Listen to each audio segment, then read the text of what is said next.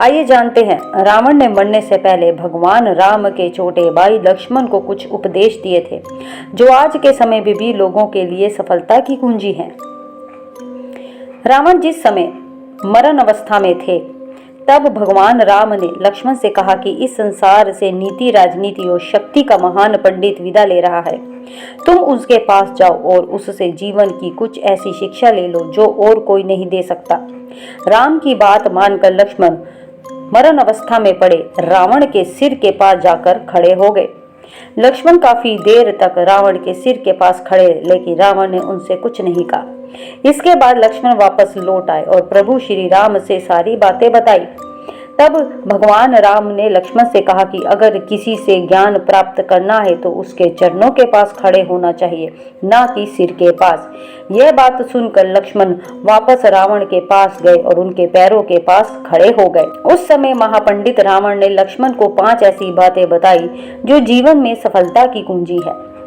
रावण का पहला उपदेश यह था कि इंसान को कभी भी अपने शत्रु को खुद से कमजोर नहीं समझना चाहिए, क्योंकि कई बार जिसे हम कमजोर समझते हैं वही हमसे सबसे ज्यादा साबित होता है ताकतवर। रावण का दूसरा उपदेश था खुद के बल का दुरुपयोग कभी नहीं करना चाहिए। घमंड इंसान को ऐसे तोड़ देता है जैसे दांत किसी सुपारी को तोड़ता है। रावण का तीसरा उपदेश था कि इंसान को हमेशा अपने हितैषियों की बातें माननी चाहिए, क्योंकि कोई भी हितैषी आपका बुरा नहीं चाहता। रावण का चौथा उपदेश था हमें शत्रु और मित्र की हमेशा पहचान करनी चाहिए।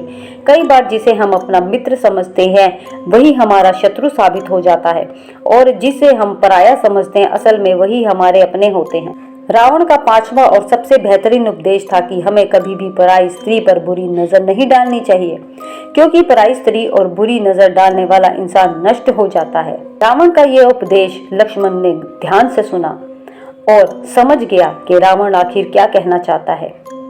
दोस्तों, आज संसार का यही उपदेश है जो रावण ने बताया था।